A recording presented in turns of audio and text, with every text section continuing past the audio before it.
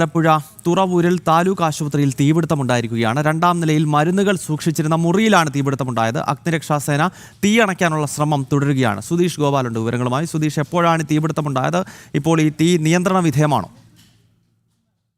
രാവിലെ 9:10 മണിയോടുകൂടിയാണ് ഇത്തരത്തിലൊരു തീപിടുത്തം ഉണ്ടായത്. ഇത് തുറവൂർ താലൂക്ക് ആശുപത്രിയിലെ രണ്ടാം നിലയിലെ മരുന്നുകൾ സൂക്ഷിക്കുന്ന റൂമിലാണ് തീപിടുത്തം ഉണ്ടായത്. AC-യിൽ നിന്നുള്ള ഒരു തീ പടർന്നതാണ് എന്നതാണ് പ്രാഥമികമായ നിഗമനം.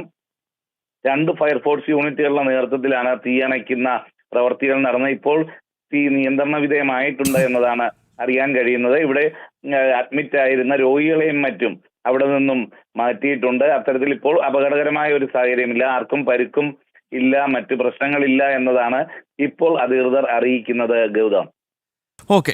ആലപ്പുഴയിലെ തുറവൂരിലാണ് ഇത്തരത്തിൽ താലൂക്ക് ആശുപത്രിയുടെ മുകളിലത്തെ നിലയിൽ തീപിടുത്തമുണ്ടായത്. മരുന്നുകൾ സൂക്ഷിച്ചിരിക്കുന്ന സ്ഥലത്ത് തീ പിടിക്കുകയായിരുന്നു. എന്താണ് കാരണം എന്നതിനെ പറ്റിയുള്ള വ്യക്തത ലഭ്യമല്ല. എന്തായാലും തീ നിയന്ത്രണ വിധേയമാണ്. സുധീഷാണ് വിവരങ്ങൾ നൽകിയത്.